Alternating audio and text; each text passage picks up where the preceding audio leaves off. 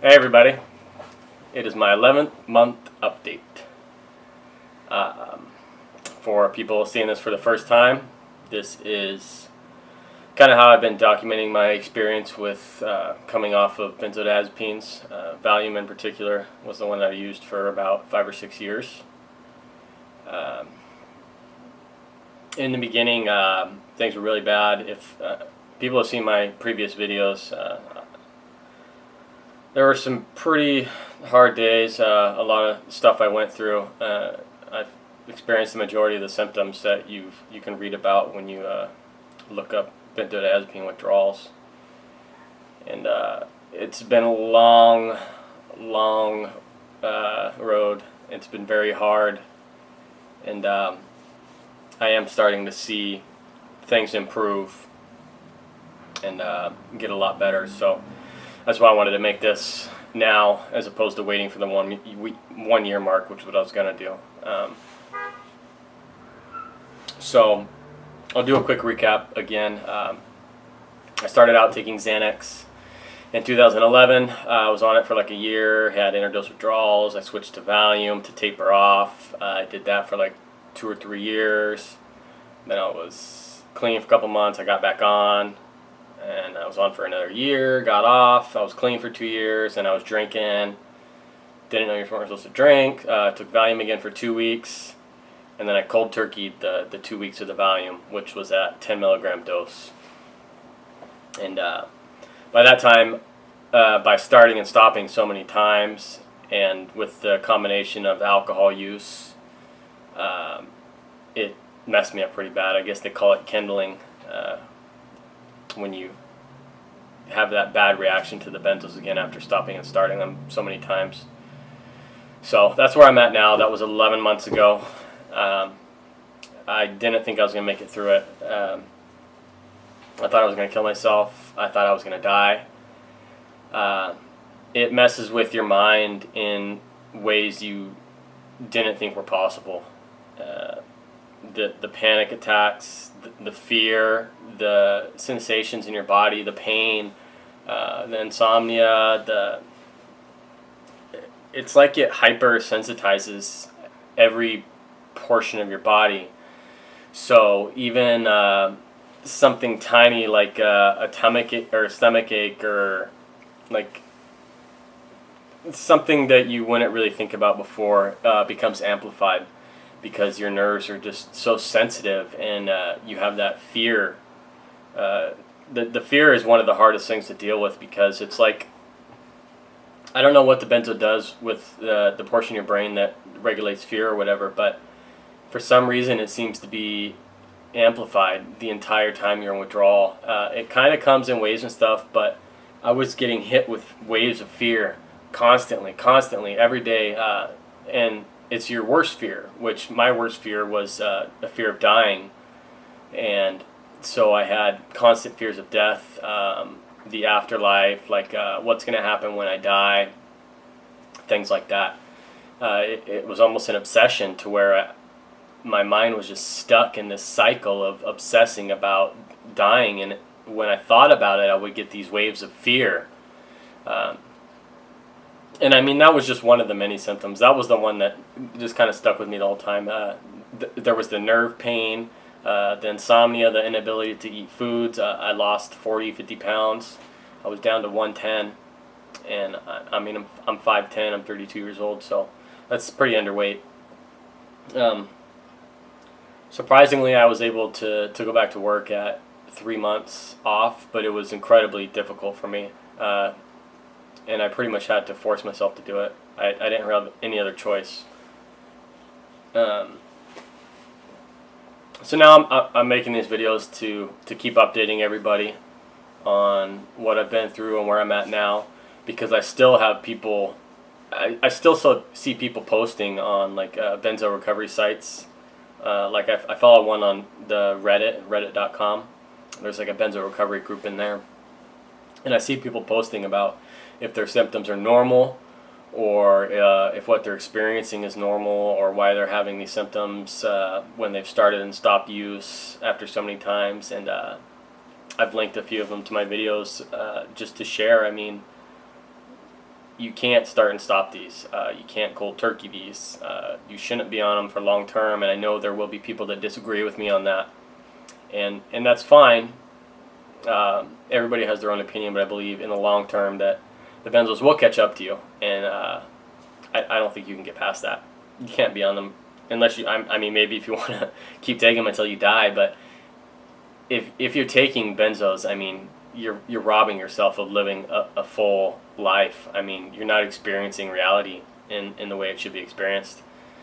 Colors are duller, emotions are dulled. Everything is just seen through a fog. And when you stop taking the benzos, that goes away.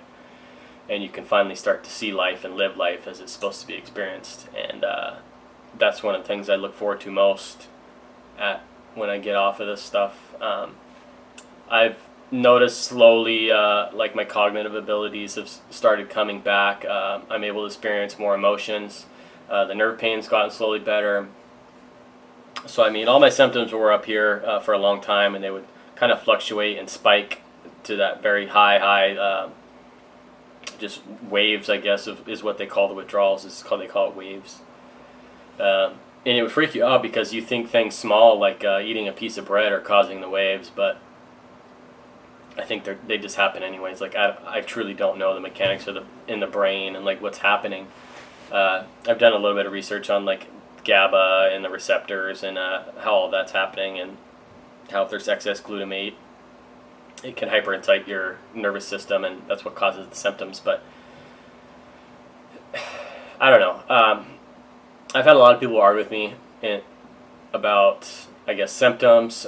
People have argued and told me that my symptoms aren't real, that the benzos don't cause these issues, or people have told me I'm just having anxiety, and I've had a lot of people tell me a lot of different stuff, and it does get frustrating at some point when someone's telling you that your symptoms are not real even though you're experiencing it, or they're saying it's basically in your head, or that since they got off benzos and didn't have any issues, that you should be fine. So that's basically, I want you guys to think about this for those that don't believe that benzos can cause these issues or the things I've talked about, is what you're essentially saying is that if I can eat peanut butter and be okay with it, that a person that is allergic to it should be able to eat it as well. Because that's essentially what you're saying, is because you did not experience the same issue, that the other person shouldn't be as well. And it really does frustrate me, even though I know it shouldn't, because it's just random people, that people will go out of their way to try to discredit what you're saying. A lot of them think that the message I'm spreading is hurtful or harmful in a way, which is completely ludicrous to me. I mean, I don't put out any information telling people what to do. I just want people to be aware of what benzos can do, and to take it a little more serious when you're getting off or starting the drug. Because I wish I would have known in the beginning that what it could do to me. But I was young and dumb, and I didn't think anything serious or bad could happen to me because, I thought I was invincible. I was young. I wouldn't want to go through it again, but I am kind of glad in a way for the things I've learned. I live a lot healthier lifestyle now. I'm more thankful for my family and my life, really, and just enjoying everything I can. I still deal with symptoms, so I'm not entirely there yet, but I am getting there. I'm hoping by 2 years off that I'll be 90 to 100%. We'll see. At 11 months now, I would consider myself maybe 65 to 70% healed. And that's just because I'm able to go to work. I'm not fighting my panic attacks every day anymore like I was in the beginning. I maybe get them once every week or two. I still do have issues sleeping. Every night is a struggle to get to sleep. And I also wake up at about 4 or 5 every night, and I'll have trouble getting back to sleep. But I think the last few remaining issues could be at least alleviated a tiny bit if I was to control my diet better. I still don't eat very well. I still have a lot of stomach pain. I still have a lot of brain fog, cognitive issues, memory issues. I still have fear of dying. I still have some derealization, some depersonalization. So I'm not saying everything's gone away. I'm just saying it's easier to cope with at this point. And I just want people to hear that message and kind of know that it does get better, because if you've seen where I was at the beginning to where I'm at now, yeah, it gets easier. So I don't think my next update will be until probably about a year is when I'll do my next one, but then after that they'll be less frequent.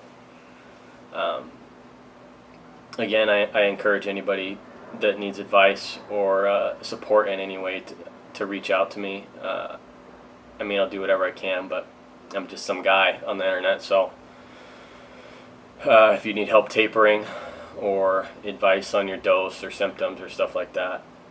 Also, I would recommend the Facebook groups, Benzodiazepine Recovery and Benzo Withdrawal Solutions are a couple that I've used for support when things were bad. There's the Benzo Buddies website as well, but I mean, I'm not too keen on that because it takes longer to get replies. And there's also the Reddit subreddit for the Benzo Recovery, which helps quite a bit. I just had another one of my symptoms, which is I see these like stars, like they're bright little sprites that float across my vision, and I'll get a pressure behind my eye, and then I'll see the bright sprite like float across my vision. Sometimes they're really bad. I just saw one right now. That's gotten a little better. It used to be a daily thing. So, I mean, I could probably sit here going on about more of my symptoms that I still have, but I mean, I don't want to bore everybody with that. I've gone over most of that.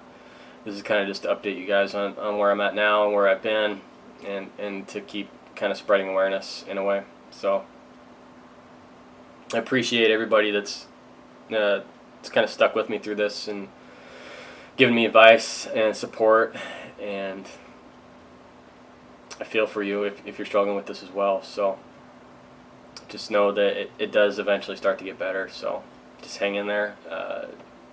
Take it easy was the big thing. I would start to get like a little window where I would feel a little better, and I would push myself to like going to the gym or going out, and then it would just send me right back. I did too much, and it sucks not being able to go to the gym anymore because I used to go every single day. So it's hard. I might go try to go after this video. I'm just gonna take it easy, maybe do some jogging. But yeah, let me go if you guys need anything or need advice. Keep in touch. I will post an update soon, and I hope everybody's doing good. I'm doing a lot better. I'm almost there. So take care, guys. Bye.